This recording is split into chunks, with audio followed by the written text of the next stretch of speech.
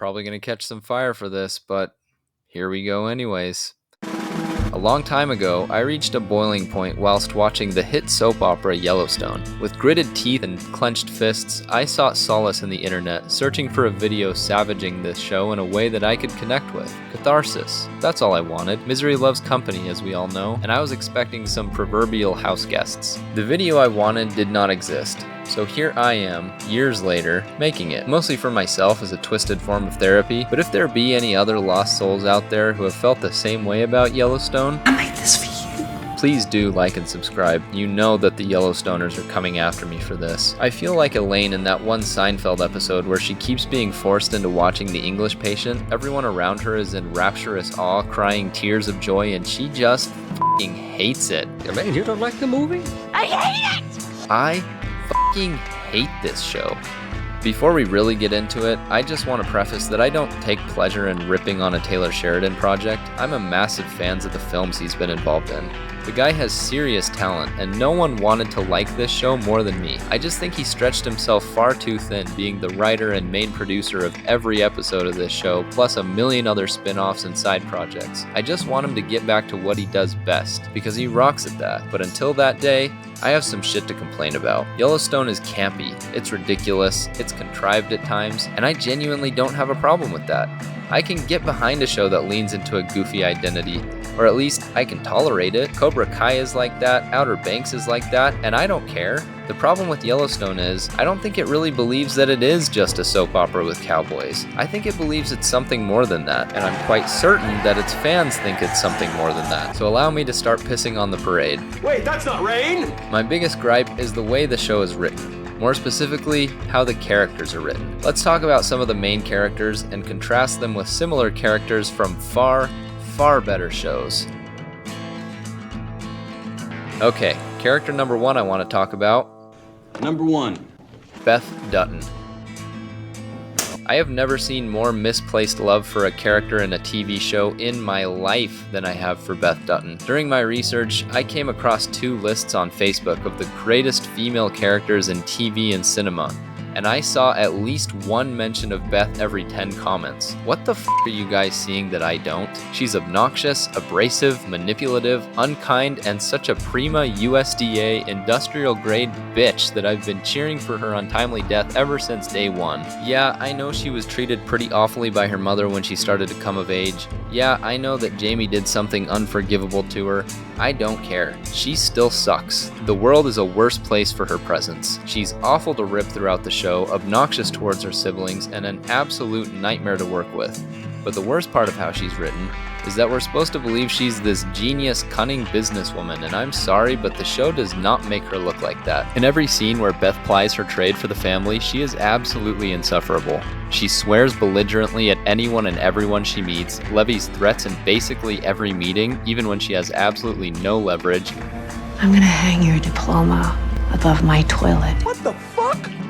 And backslides and betrays everyone along the way. You don't climb the corporate ladder like that. If you can't be trusted, no one will work with you, especially if you have a proven history of f***ing people over the second it's slightly convenient. I'm not buying for a second that everyone, including her adversaries, respect her cunning so much that they all offer her jobs. You could do very well working for me. No one should trust her, and in the real world, or even in just a smarter show, no one would. I'm supposed to believe she's some kind of savant because she gets to make these cringy one-liners. It's uncanny how much you look like that boy's dick. She's arrogant, throws barbs at people she's meant to be outsmarting, and is generally condescending and superior in every interaction. When I watch these scenes, I don't see a calculated streetwise shark. I see a petulant child with a mean streak who thinks she can say whatever she wants because of who her daddy is. In a smart show, acting as recklessly as Beth does towards powerful enemies gets you into trouble in a hurry.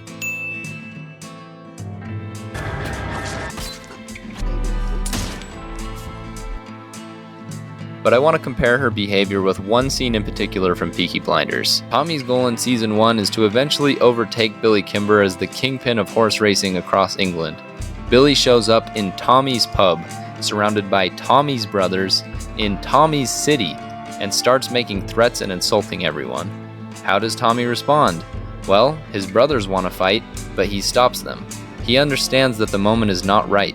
He knows, like any good poker player does, that you don't tip your hand until you're sure you can win. He humbles himself before Billy, and at the end of their encounter has opened the door a crack to doing business with him. Then Billy does this. Pick it up, Pikey.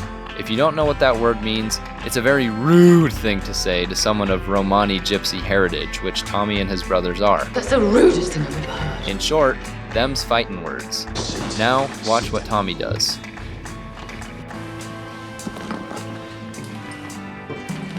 His contrition buys him the time he needs to eventually get enough money, muscle, and leverage to beat Billy by the end of the season. This is how Tommy carries himself throughout the series.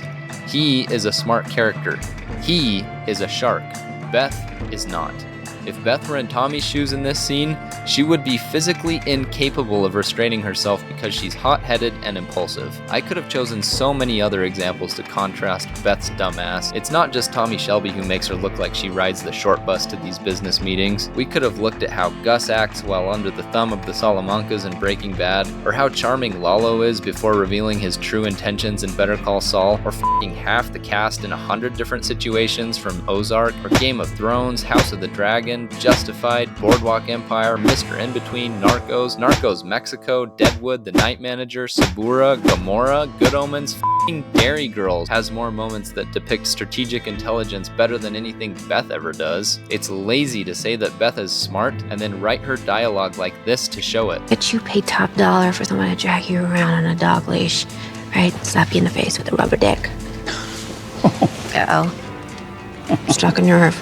Beth sucks. Your Yellowstone girl boss messiah doesn't hold a candle to a plethora of other female characters in television, like Ada, Kim, Cersei, Ava, Lady Olenna, and many, many more. Might as well keep it in the family with this next one because like wife, like husband. Rip is not the cool badass everyone seems to think he is. Rip doesn't even have autonomy. He's a f***ing lackey. Whatever John commands, Rip will do. And I mean, whatever. Even when, you know what, especially when it means murdering someone who almost surely doesn't deserve it. There are very few times in the show when Rip goes on his little world of assassination exploits that I think are actually justified. So let's just focus on one so this video doesn't drag. In this scene, Rip intimidates and murders a medical examiner so the Duttons can cover up another murder that they perpetrated earlier. Does this man at least deserve to die? Well, if you think dipping cigarettes in embalming fluid is a capital offense, then sure. Otherwise, no, not at all.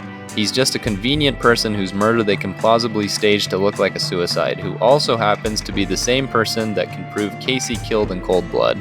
I just love cheering for the good guys, don't you? Rip never ever says no. His moral compass points straight up John Dutton's asshole so far that if he farted, Rip would probably take it as a sign that he needs to kill someone else. Let's compare that with a character who has a similar enforcer role in a criminal organization. Mike Ehrmantraut from Better Call Saul. Heavy spoilers for Better Call Saul coming up here, so go watch that show please, especially if you watch Yellowstone. Please pause this video and go watch an actually good show so the light can begin to creep back into your life.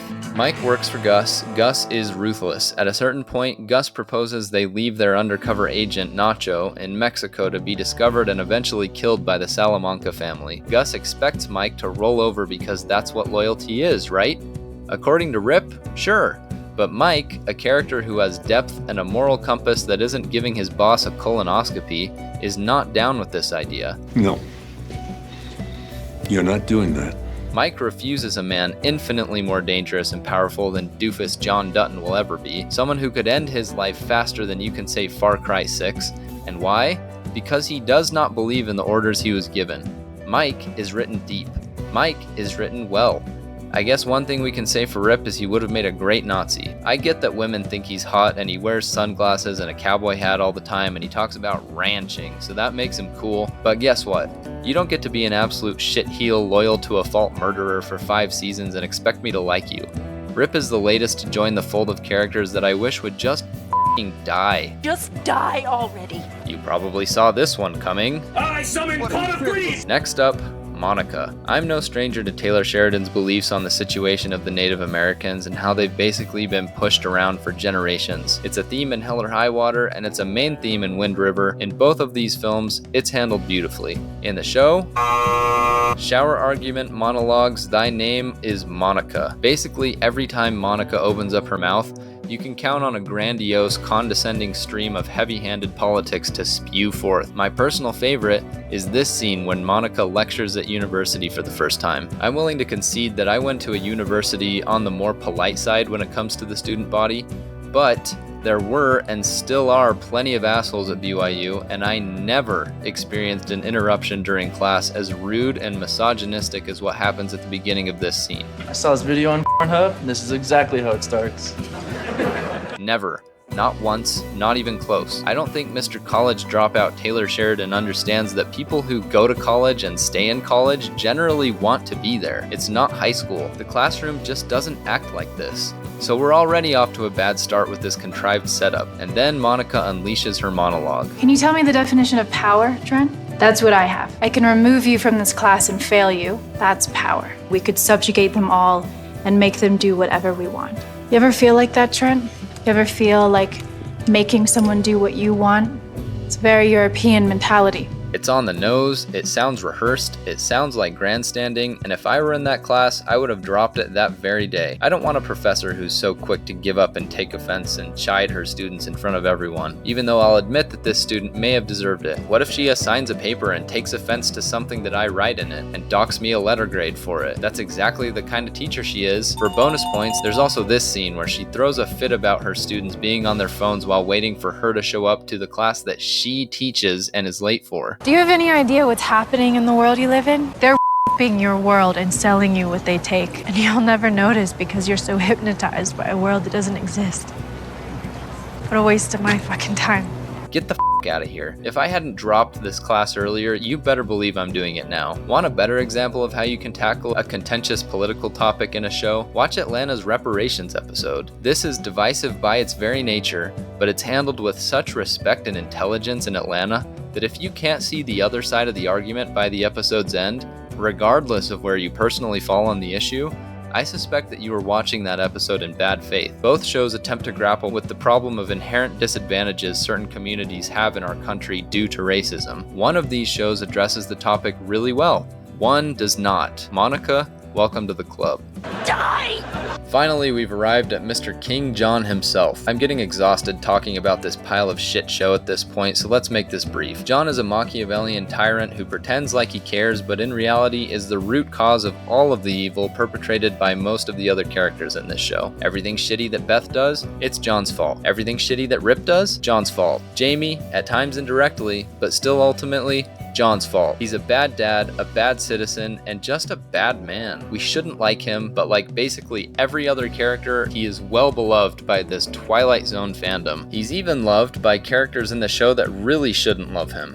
Like this Secret Service guy who overhears John admitting that he only cares about the family ranch. Make no mistake, I love Montana, but I'm doing this for our ranch.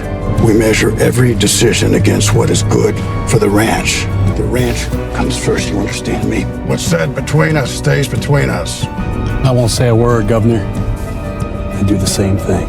Yeah, that's right. F my family, f the neighbors, f the whole state of Montana. Go, John. Woo! Why is this guy okay with what John just said? John has just become the governor of the state at this point, and he's basically flipping off and mooning everybody within earshot. Let's contrast this with another character who puts on a facade of innocence, but is actually evil. Walter White.